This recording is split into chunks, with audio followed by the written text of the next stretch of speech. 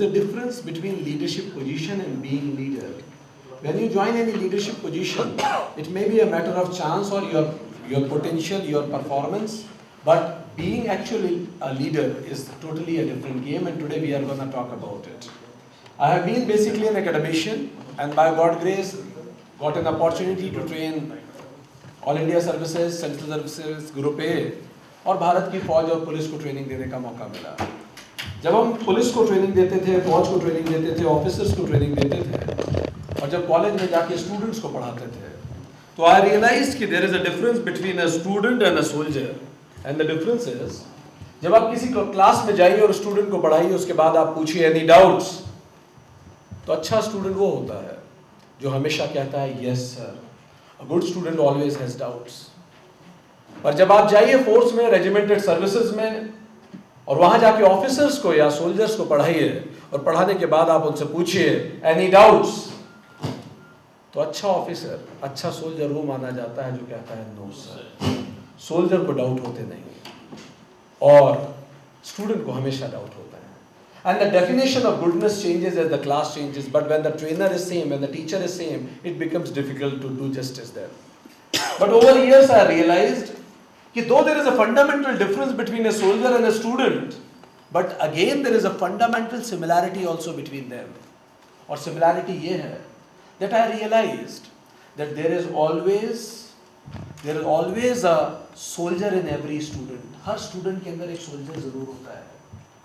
And student की जिंदगी का स्ट्रगल होता है अपने अंदर के सोल्जर को आइडेंटिफाई करने का, उसको पहचानने का। वंस अपॉन अ टाइम आप सभी लोगों ने अपने अंदर के सोल्जर को पहचाना था, इसीलिए आज आप इस छत के नीचे बैठे हैं, because you realise the soldier within you. पर सोल्जर जब स्टूडेंट जब अपने अंदर के सोल्जर को पहचानता है, ये स्ट्रगल तो है, पर इससे बड़ा स्ट्रगल दोस्तों सेकेंड लेवल पे होता है। और सेकेंड स्ट्रगल ये है, जैसे हर स्टूडेंट के अंदर एक सोल्जर होता है, हर सोल्जर के अंदर एक स्टूडेंट भी होता है, हर ऑफिसर के अंदर एक स्टूडेंट भी होता है।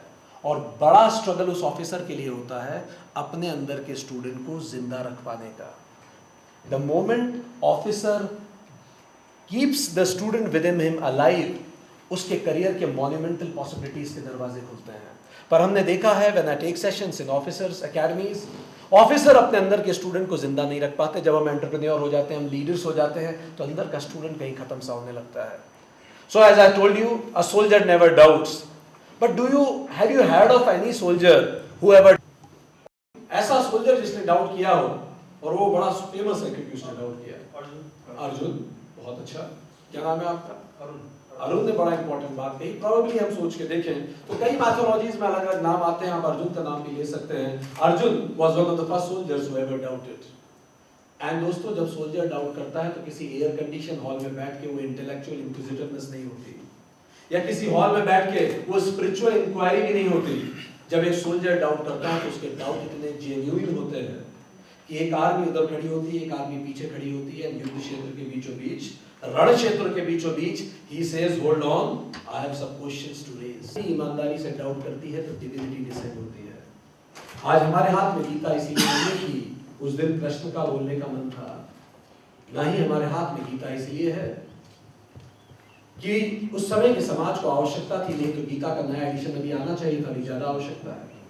हमारे हाथ में गीता इसलिए है कि वंस अपॉन अ टाइम एक ऑनेस्ट व्यक्ति ने जेन्युइन डाउट किए थे, एंड जब ह्यूमैनिटी जेन्युइनली डाउट करती है, डिविनिटी डिसेंड होती है।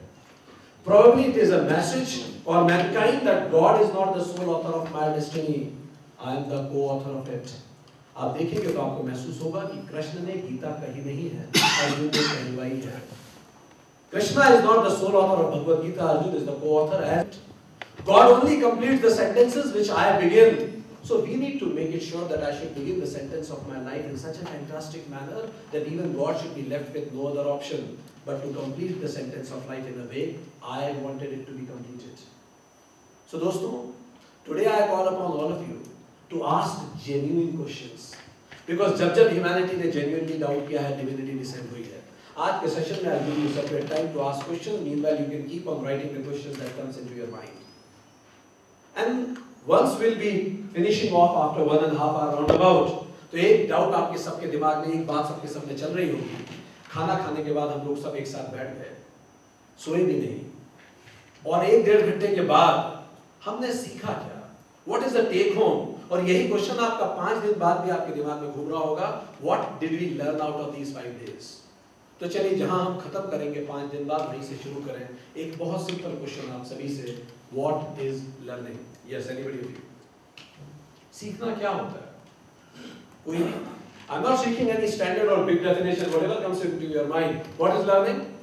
It's a process to inculcate values or Yes. increase your understanding. Increase your understanding. What else? Clearing doubts. Clearing doubts. What else?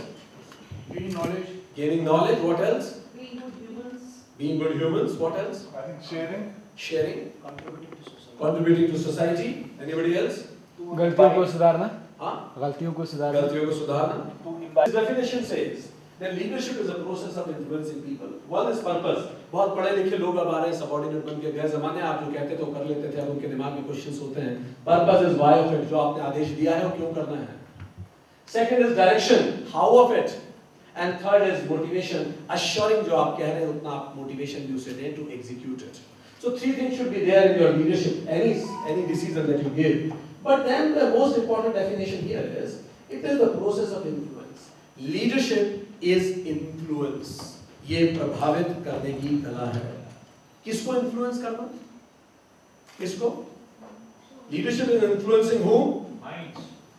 Leadership is influencing, definition says people. And यही ये definition गड़बड़ हो जाती है।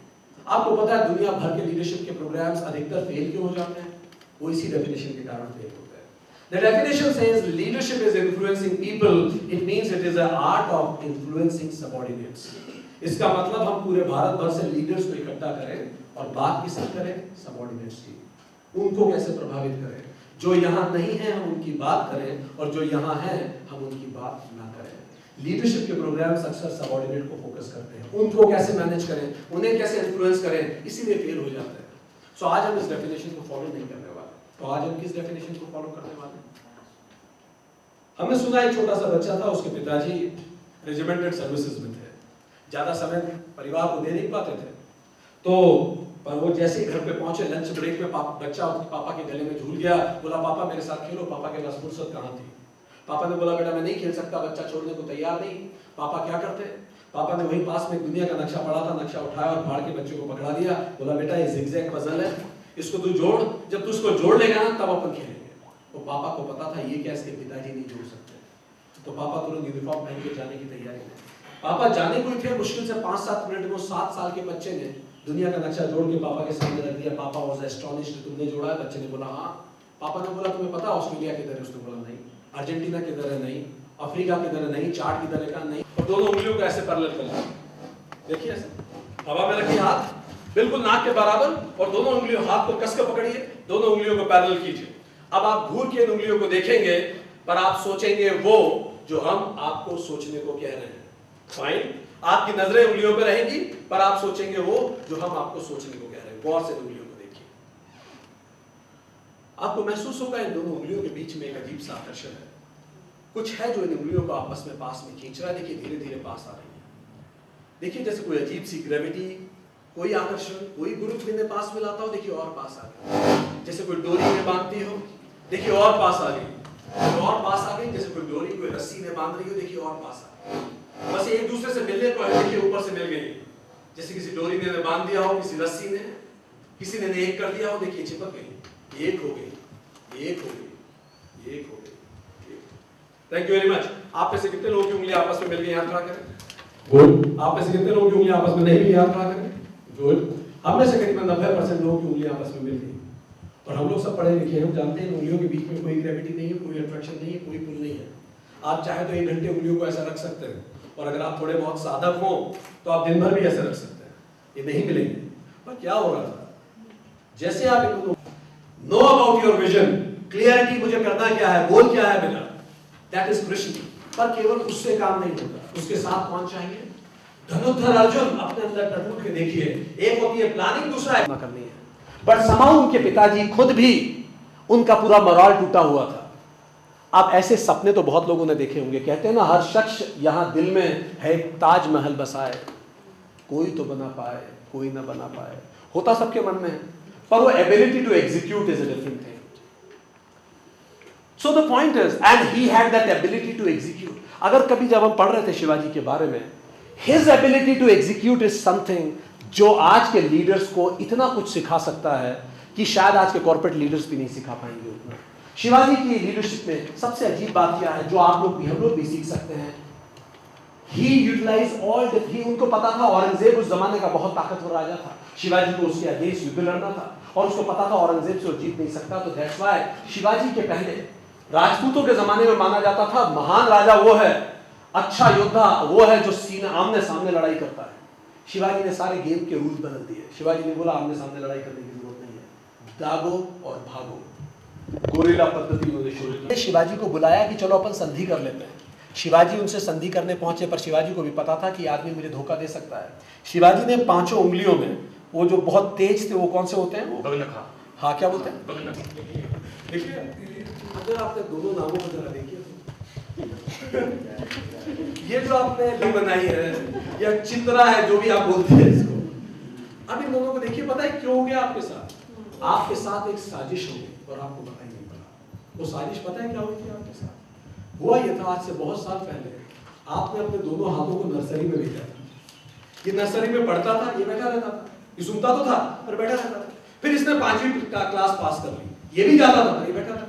इसने high school पास कर लिया, जाता ये था, ये भी बैठा रहता था। ये ग्रेजुएट हो गया, ये भी बैठा रहता था। ये पीजी कर लिया, ये तो भी बैठा रहता था। इसने सारी क्लासेस अटेंड किए जितनी इसने की है। इसने पीएचडी कर ली, ये तो भी बैठा रहता। इसने भी सारी क्लासेस अटेंड किए, दोनों हाथों ने क्लासेस बराबर अटेंड किए, पर ये हमेशा बैठा रहा। जितना इसने सुना तो इसने भी सब कुछ, पर इन दोनों में अंतर क्या? प्रैक्टिस। इसने जो सुना वो उसने प्रैक्टिस किया, और इसने जो सुना फीडबैक फॉर्म में बोला बहुत अच्छा था और भूल गया। अगर आपके 2 हाथ में प्रैक्टिस ना करने के कारण इतना अंतर हो सकता है, तो 2 लोगों में कितना अंतर होगा आप सोचिए। हमें विश्वास है आज जो भी सुना आप गंभीरता से विचार करेंगे और प्रैक्टिस करेंगे। Thank you.